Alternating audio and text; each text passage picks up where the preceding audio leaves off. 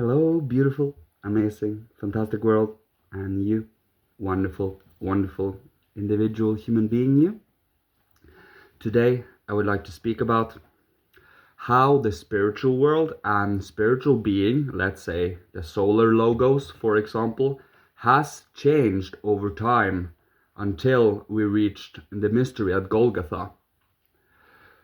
For the sun deity, the solar logos, has changed and developed and metamorphosed over time. Just as we human beings develop morally and grow stronger and deeper moral character in relation to how we relate to one another outside of blood ties and how we choose to meet each other in freedom, has in direct alignment with the Christ developed as the Christ has descended to the physical realm. For he has, since Indian times, changed from solar being to more and more anthropomorphized. So in different myths, he is different beings. And further and further to the present age you come, the more he becomes like a human being. It's all about seeing where he was at different times and in different cultures. Just as an example, we can use that in the mercurial forces, in the moon forces, you name it, how it has changed, how it develops over time. This was just, of course, a little fun, quote-unquote fun fact that you can find out for yourself based on, well, spiritual science and study, of course.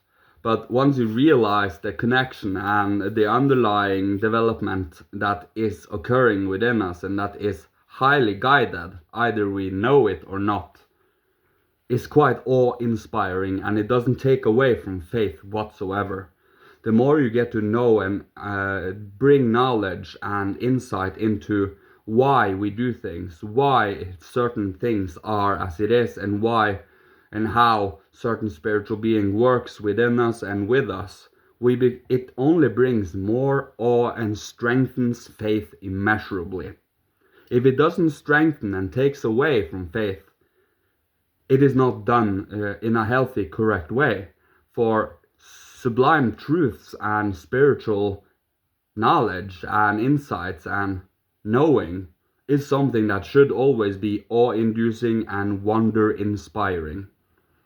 That you get that childlike looking up towards the spiritual realms and having a feeling of wow, or awe, or scheiß, you name it. It's that feeling of, oh man, that is amazing. And continuously unfolding knowledge so that that can be our standard way of perceiving knowledge. For knowledge is grace in many ways, and to know certain things and to have insight into certain things and to understand humanity and to understand the individual, we need to have a moral character. The moral character should always go 3 steps for every step of spiritual development, as to keep pace with our development. So that once you reach the state of where you can start to see imagination, inspiration, and intuition, knowing what they are, how they work within us, how we work with them, with these faculties, we hold ourselves to a high level of restraint. Not only restraint, but knowing why we do not fall for certain temptation as to utilize any of what we learn towards manipulating or to promote our own egotistical and often damaging ways, or no ways, wishes in a sense, but to always hold it up to the highest good we can. It is for everyone, and we should be grateful for having them, for having developed the morality to be able to hold it.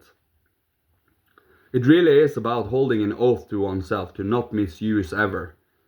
And despite seeing so much of the world and believing oneself, or even have a minimal temptation of using it for greed or egotism or such, you just get an aversion for that feeling. That is the healthy way. That is, you reject that kind of, it feels it feels like you're doing a crime worse than anything you can comprehend. That is the feeling you should have, because that is the responsibility you should hold. It is not that it is more, it kind of is, thinking about it, since you do meddle in conscious intent with others' will and inner development. That is never what you should do. So if someone is not interested, throwing pearl to swines, for example, if no one is interested, you meet them where they are instead, since you can do so, as an example. We do always try to uplift, ennoble, and inspire and enliven others without forcing anything, without intruding into anyone's innermost will or intent and such.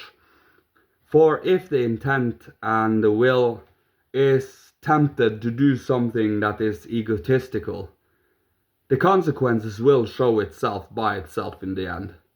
It will never go unresolved. It will always amend itself over time, either we like it or not. And that is a grace. We should see it as grace, and not some sort of limitation that will hinder our evil deeds or such. That's just silly. It's all about holding oneself to the dignity, to utilize our I, our conscious being, to master our thinking, our mind soul, our intelligent soul, our feeling or our sentient soul, and our consciousness soul, and our will, our conscious. We differentiate these three etheric forms that also is in line with the astral and the physical. Our mind soul is, if you look at a sunflower, you turn away from that sunflower and you retain the image of the sunflower in your mind. That is the mind soul. So you close your eyes and you see that flower in your mind. That is the mind soul or intelligent soul. Then the sentient soul is when you observe a plant, or even having an image in your mind soul, you feel something about it. You feel either pleasure or aversion or whatever from that. That is your sentient soul.